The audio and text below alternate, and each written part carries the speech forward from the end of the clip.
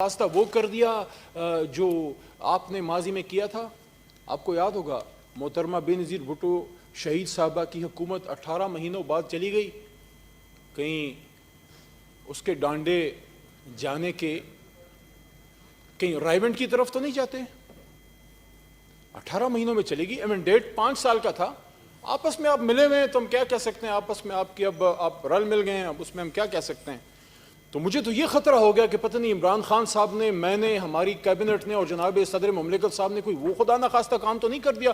usurp and subvert parliamentary and provincial rights guaranteed in the constitution by attempting to rule the country by ordinances, especially the current case of attempted illegal land grab of Sindh and Balochistan's islands as well as resources. پہلی بات تو جناب chairman صاحب یہ ہے, usurp and سبورٹ تو یہ ہوتا ہے جو ہمارے آئین کے ڈرافٹرز اپنے آپ کو کلیم کرتے ہیں. پیپلز پارٹی 2008 میں جب آپ کی حکومت بنی اور بڑے پیار سے آپ لوگوں نے اسی ڈکٹیٹر سے اوتھ لیا. سامنے کالی پٹی باندھ کے کام نہیں بنتا جناب چیئرمین صاحب, یا آپ اوتھ لیتے ہیں یا نہیں لیتے.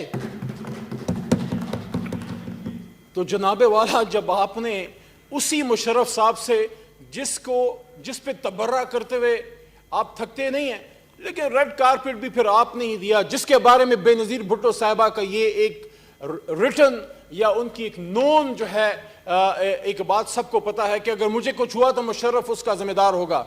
تو مشرف صاحب کو ہم نے تو نہیں, جناب ربانی صاحب آپ کی زبان سے ریڈ کارپٹ دیا تھا. ہم تو اسٹوڈنٹ تھے اس زمانے میں. تو اگر آپ بات کرتے ہیں سبورشن اور صوبوں کے حقوق غصب کرنے کی, تو آپ کی لیڈر نے, ایک سابقہ وزیر اعظم نے اس وقت کے چیف جسٹس کے گھر کے پاس کھڑے ہو کے کہا تھا, وعدہ دیا تھا کہ میں یہاں جھنڈا لہراؤں گی چیف جسٹس آف پاکستان کا. آپ اپنا پھر وعدہ بھول گئے, اور جب وہ وعدہ آپ کو یاد دلانے کی کوشش کی گئی تو پنجاب جو پاکستان کا سب سے بڑا صوبہ ہے, گورنر راج اس پہ عمران خان نے نہیں لگایا تھا جناب چیئرمین صاحب. Somebody is talking about the federal government being usurping and subverting parliamentary and provincial rights.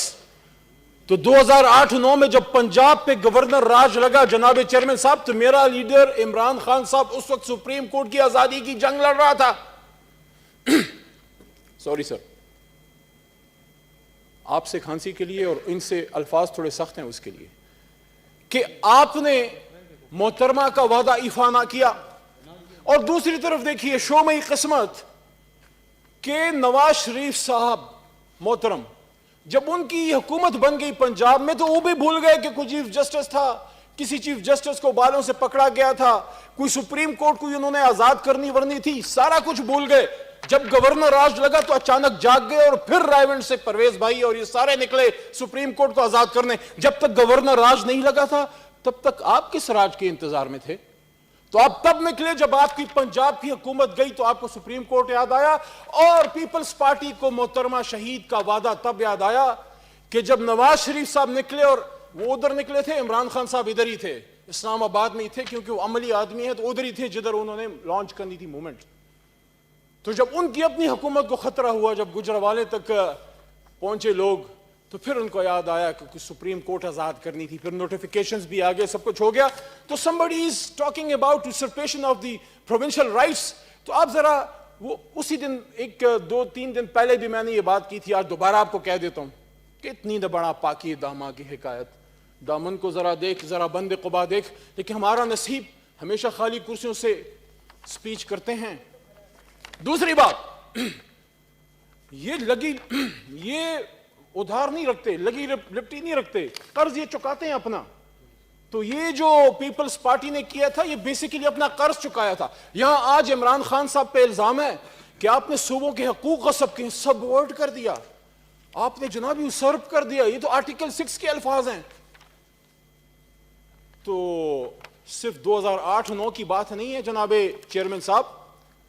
وہ کون تھا جس نے سندھ کی ایک الیکٹڈ حکومت, جب محترمہ بے نظیر بھٹو صاحبہ زندہ تھی, حیات تھی, سندھ میں ان کی جماعت کی حکومت تھی, کوئی شخص تھا, کوئی وزیر اعظم تھا جس نے اپنے ایک شخص کو ایڈوائزر بنایا, غوث علی شاہ صاحب نام تھا شاید, adviser to prime minister on political affairs for Sindh with the additional powers of chief minister of Sindh. Sindh میں چیف منسٹر بیٹھا ہے پیپلز پارٹی کا, اور ہمارے یار لوگ یہاں سے اپنا ایڈوائزر لگا کے اس کو سندھ کے وزیر اعلیٰ کے رائٹس دے رہے ہیں. کچھ یاد آیا؟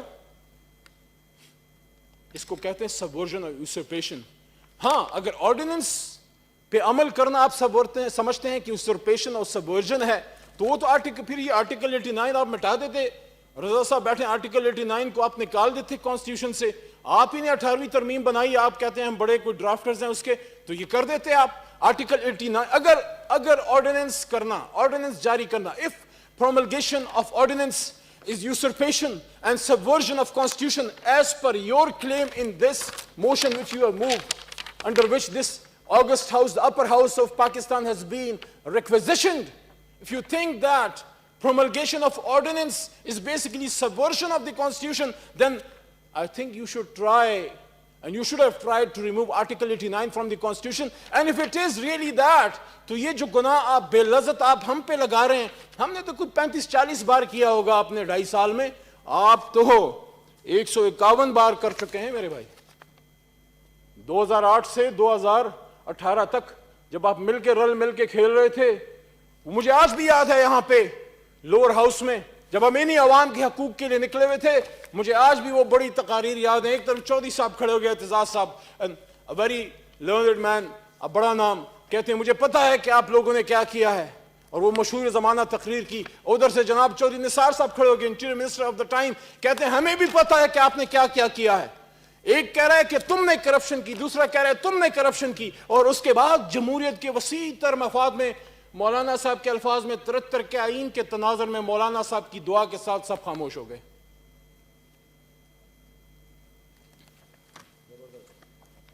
جناب چیئرمین صاحب,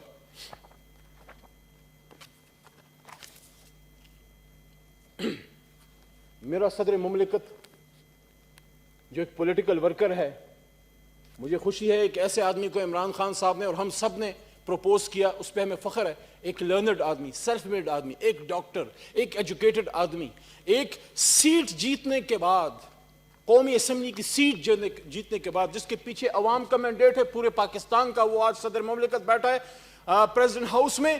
مت بھولیں کہ وہ سندھ کا ہی ہے, مت بھولیں کہ وہ کراچی سے ہے, اور مت بھولیں کہ وہ اس کمیونٹی کا بھی ریپرزنٹیٹو ہے جس نے ہم سب سے زیادہ قربانی دی پاکستان کے لیے. وہ سندھیوں کا بھی ترجمان ہے, وہ مہاجر جو ہے اردو سپیکنگ ان کا بھی ترجمان ہے, وہ پورے پاکستان کا ترجمان ہے. تو آپ کیا سمجھتے ہیں کہ صرف آپ کے پاس سندھ کا مینڈیٹ ہے؟ آپ تو انٹرنل سندھ کی جماعت ہو کے رہ گئے ہیں. آج پراپر سینسس ہو جائے اور اگلا الیکشن انشاءاللہ دیکھ لیں گے, سندھ کے انشاءاللہ سیم ہاؤس میں ایک عمران خان کا سپاہی ادھر بیٹھا ہوگا. آپ کے پاس تو مینڈیٹ ہی نہیں ہے پورا, آپ کیسے بات کر سکتے ہیں؟ پچھلی بھی اسمبلی میں ہمارے پاس اپوزیشن لیڈر سندھ اسمبلی کا ہمارا تھا, اس بار بھی ہمارا ہے. انٹیریئر سندھ میں آپ سے ہمارا مقابلہ ہے, سندھ میں کراچی میں کسی اور جماعت سے جو پاکستان کا معاشی ہب ہے. آج میں چیلنج کرتا ہوں, جو پاکستان کا معاشی انجن ہے, جو پورے پاکستان کو چلاتا ہے, ادھر سے آپ کا مینڈیٹ دیکھ لیں, ادھر سے ہمارا مینڈیٹ دیکھ لیں. آپ تو وہ سیٹ بھی ہار گئے اپنے کارناموں کی وجہ سے, جو بے نظیر شہید کی تاریخی سیٹ ہوا کرتی تھی, وہ تو آپ تو وہ سیٹیں بھی ہار گئے. آپ ہمیں کہہ رہے ہیں کہ ہم سندھ کے رائٹس یوزرپ کریں ان کو جن کے پاس آپ سے زیادہ کمپوزٹ مینڈیٹ ہے پورے پاکستان سے. کراچی کا مینڈیٹ عمران خان صاحب کے پاس ہے, انٹیریئر سندھ کا مینڈیٹ عمران خان صاحب کے پاس ہے. آج میں چیلنج کرتا ہوں, بلاول بھٹو زرداری صاحب جو ہے میرا چھوٹا بھائی ہے, میں چیلنج کرتا ہوں, آپ اپنے لاڑکانے میں جلسہ رکھیں, آپ بھی کریں, مہینے بعد عمران خان آئے گا, دیکھیں گے کس کا بندہ زیادہ نکلتا ہے.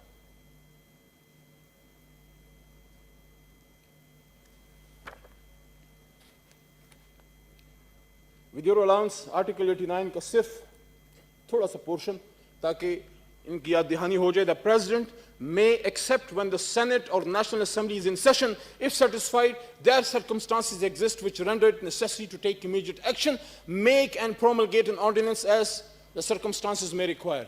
تو allowed by the Constitution of Pakistan, ہم وہی کر رہے ہیں جو پہلے آپ کرتے رہے ہیں. ہم نے آپ کے مقابلے میں پر ایئر کم از کم 25 سے 20 آرڈیننسز کم نکالے ہیں. آگے بات کرتے ہیں جناب چیئرمین صاحب. افسوس ہم تاریخ نہ پڑھتے ہیں، پڑھ کے سیکھتے بھی نہیں ہیں. پرویز بھائی نے بات کی، پرویز رشید صاحب نے، کہ میں کتابیں پڑھتا ہوں. آپ کتابیں ماشاءاللہ پڑھتے ہیں، ہم تو اتنا نہیں پڑھتے. اللہ ہمیں توفیق دے آپ جتنا پڑھ لیں، لیکن جتنا بھی پڑھتے ہیں اس پہ عمل کرتے ہیں. اس لیے وقت کے امام کو پہچان گئے ہیں کہ وقت کا لیڈر کون ہے. اس لیے ہم نے اپنی جوانیاں جو ہیں کسی کرپٹ لیڈرشپ کے پیچھے، میں نے، مراد سعید صاحب نے، شہریار آفریدی صاحب نے، یا ڈاکٹر وسیم شہزاد صاحب نے، یا ولید اقبال صاحب نے ضائع نہیں کی. اگر پاکستان کا مفکر کا پوتا نواسے نے انتخاب اس جماعت کا کیا تو کوئی وجہ ہوگی. آپ کہتے ہیں ہم نے کوئی آئین کی سبورشن کی ہے.